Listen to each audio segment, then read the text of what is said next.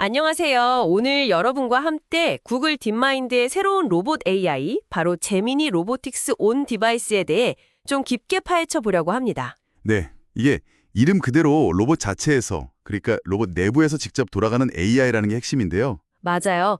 저희가 공유받은 자료들, 블로그 포스트나 커뮤니티 반응 같은 걸 보면서 이게 대체 뭐를 의미하는 건지 또 어떤 능력을 가졌는지 한번 자세히 들여다보죠. 네, 좋습니다.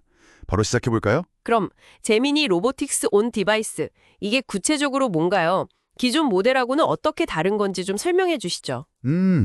이건 구글 딥마인드가 내놓는 최신 VLA, 그러니까 비전 언어 행동 모델인데요. 가장 큰 특징은 역시 온 디바이스라는 이름처럼 로봇 자체 하드웨어에서 직접 실행되도록 설계됐다는 점이에요. 아, 서버를 거치지 않고요. 네, 그래서 연산 자원은 적게 쓰면서도 효율은 최대한 끌어올리도록 최적화된 거죠. 지난 3월에 공개됐던 좀 더 큰 서버 기반 제미니 로보틱스 모델의 핵심 능력을 딱 압축시킨 버전이라고 보시면 됩니다. 온 디바이스 방식, 이게 왜 중요한 걸까요? 그냥 서버 비용 아끼는 것 이상의 의미가 있을 것 같은데요? 훨씬 중요하죠. 가장 큰 건 바로 반응 속도, 지연 시간 문제입니다. 로봇이 뭔가 보고, 판단하고, 행동하기까지 걸리는 시간이 훨씬 짧아져요. 아, 즉각적인 반응이 가능해지는 거군요. 그렇죠. 예를 들어 아주 섬세한 작업을 하거나 아니면 되게 빠르게 움직여야 할 때 이 짧은 지연 시간이 정말 결정적일 수 있어요. 그리고 또 하나 중요한 건 네트워크 연결이 없어도 작동한다는 점이에요. 안정성이 높아지겠네요. 네, 공장 아주 깊숙한 곳이라든지 아니면 통신이 잘 안 터지는 원격지 같은 환경에서도 로봇이 안정적으로 임무를 수행할 수 있게 되는 거죠. 독립성이 커지는 겁니다. 서버 의존성에서 벗어나는 거군요. 그럼 이 온디바이스 AI 실제로 뭘 할 수 있나요? 성능은 어느 정도 수준이에요? 이게 꽤 인상적입니다. 일단 범용적인 손재주, 그러니까 처음 보는 물건도 곧잘 다루는 능력이 뛰어나고요. 또 여러 가지 다른 작업을 일반화하는 능력도 상당히 좋습니다. 예를 들면 어떤 작업들이 있을까요?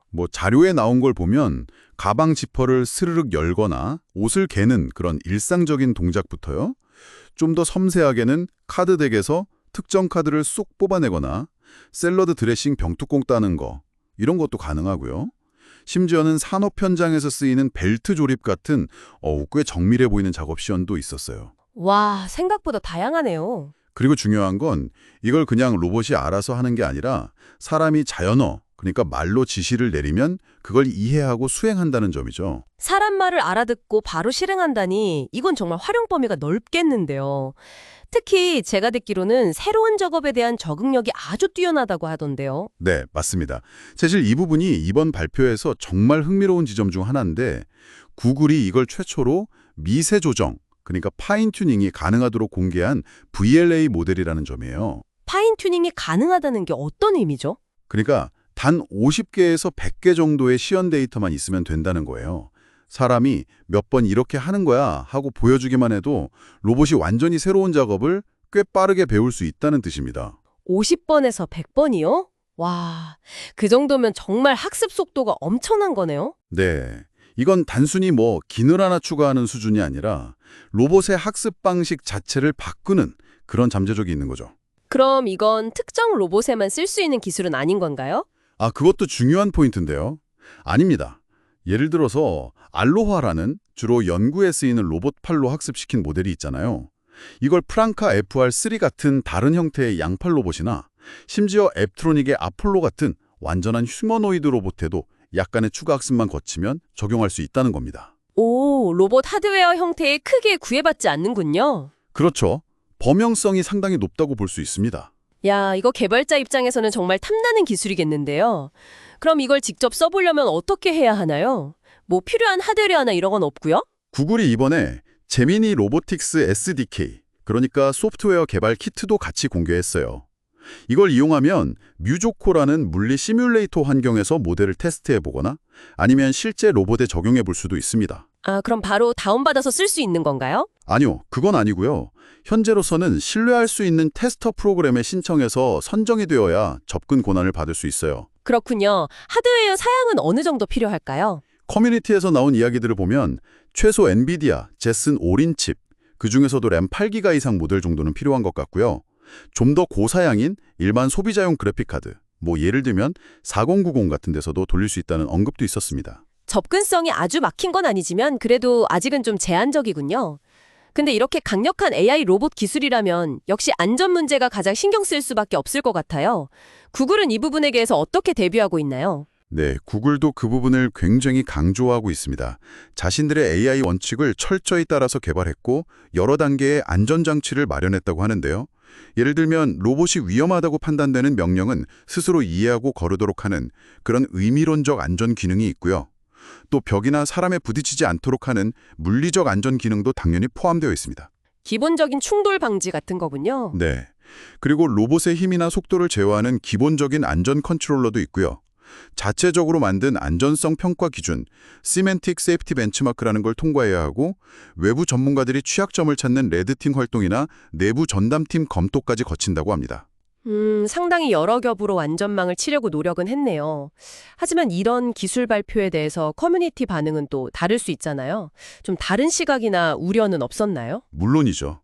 이런 큰 발표가 나오면 항상 해커뉴스 같은 개발적 커뮤니티에서는 정말 다양한 이야기들이 오고 갑니다. 예를 들면 뭐 이런 휴머노이드 로봇이 과연 산업 현장에서 쓰는 로봇처럼 정말 극단의 정밀도나 고장나지 않는 그런 신뢰성을 확보할 수 있겠느냐, 이런 현실적인 질문들이 많았고요. 하긴 아직은 좀 불안해 보일 수도 있겠네요. 네. 그리고 또 하나는 구글이나 뭐 보스턴 다이내믹스 같은 회사들이 로봇을 절대 무기화하지 않겠다고 선언을 했지만 결국 이렇게 스스로 판단하고 움직이는 온디바이스 로봇 기술이 군사적으로 악용될 가능성에 대한 우려, 이건 여전히 존재합니다. 회의적인 시각도 많고요. 그 문제는 항상 따라다니는군요. 그 자체의 가능성과는 별개로 이런 점들도 고려해야 할 부분이죠. 자, 오늘 이야기를 쭉 종합해보면 이 제미니 로보틱스 온디바이스는 로봇이 훨씬 더 빠르고 똑똑하게 그리고 또 네트워크 연결 없이도 독립적으로 작동할 수 있게 만드는 상당히 중요한 진전으로 보입니다. 특히 인상적인 건 적은 데이터만으로도 새로운 작업을 빠르게 배울 수 있다는 그 유연성이네요. 네, 맞습니다. 핵심은 로봇 자체에서 이런 강력한 AI가 돌아가면서도 어떤 특정 작업이나 로봇 하드웨어 형태에 너무 얽매이지 않고 빠르게 적응할 수 있다는 점인 것 같아요. 그리고 이걸 SDK 형태로 공개해서 개발자들이 접근할 수 있도록 한 건 앞으로 더 많은 사람들이 이 기술을 활용해서 과거에는 자동화하기 어려웠던 정말 다양한 분야에서 로봇의 가능성을 탐색하게 만들 촉매제가 될 수 있을 것 같습니다. 마지막으로 여러분께 이런 질문을 한번 던져보고 싶습니다. 이렇게 스스로 배우고 또 환경에 맞추어 적응하는 온디바이스 AI 로봇이 점점 더 발전한다면 우리가 지금 일 혹은 작업이라고 생각하는 것들의 개념 자체가 어떻게 변할 수 있을까요? 흥미로운 질문이네요. 어쩌면 아주 특정한 용도를 위해 만들어진 도구와 정말 다양한 일을 옆에서 도와주는 범용 로봇 사이의 경계가 점점 희미해질지도 모르겠습니다. 이 가능성에 대해서 한번 생각해 보시면 좋겠습니다.